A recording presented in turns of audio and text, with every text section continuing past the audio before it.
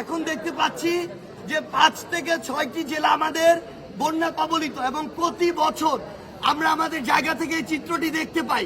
এমনটি নয় যে এই বন্যাটি আসলে হবেই, যে কোনো আপনি ব্যবস্থা নেন তা হবে, এমনটি নয়। আমাদের উত্তরবঙ্গের মানুষের প্রাণের দাবি। আমরা এই যে বিভিন্ন সময় বিভিন্ন সরকারের সহযোগিতা, ত্রাণ মন্ত্রণালয়ের সহযোগিতা, এইসব শুকনা খাবার ত্রাণ, এগুলো আমাদের প্রায়োরিটি না, কনসার্ন না, আমরা এগুলো নিয়ে চিন্তিত না।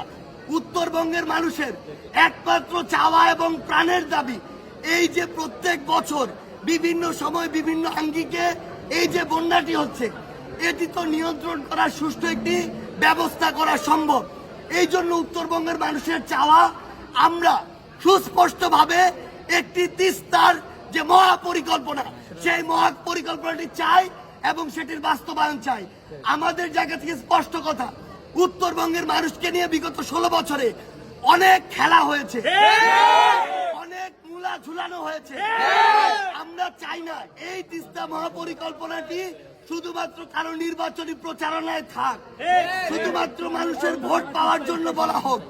আমরা চাই না এই যে তিস্তার কথাটি, এই তিস্তার কথাটি শুধু সান্ত্বনা দেওয়ার জন্য হোক। উত্তরবঙ্গের মানুষের প্রাণের দাবি, আপনারা আপনাদের জায়গা থেকে, আমাদের যে অন্তর্বর্তীকালীন সরকার, আপনাদের এখন আর ওই আওয়ামী দোসরদের মতো কোনো পিছু টান নাই, কারো সাপোর্টে আপনাকে ক্ষমতায় টিকে থাকতে হচ্ছে না। আপনাকে ক্ষমতায় বসিয়েছে বাংলাদেশের ছাত্র জনতা। এই জন্য পুরো উত্তরবঙ্গের মানুষের কথা চিন্তা করে যে এই দেশের সাথে যেভাবে চুক্তি করলে বাংলাদেশের স্বার্থের সাথে যায়, বাংলাদেশের মানুষের জন্য ভালো, সেই দেশের সাথে সেভাবে চুক্তি করে তিস্তার যে মহাপরিকল্পনা সেটি আপনারা বাস্তবায়ন করুন।